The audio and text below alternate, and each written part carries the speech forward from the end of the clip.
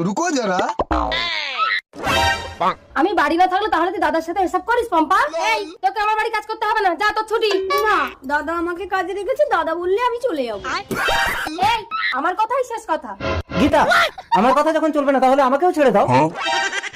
বুঝেছি। তার মানে ব্যাপারটা তোমরা মাখামাখি করে ফেলেছো।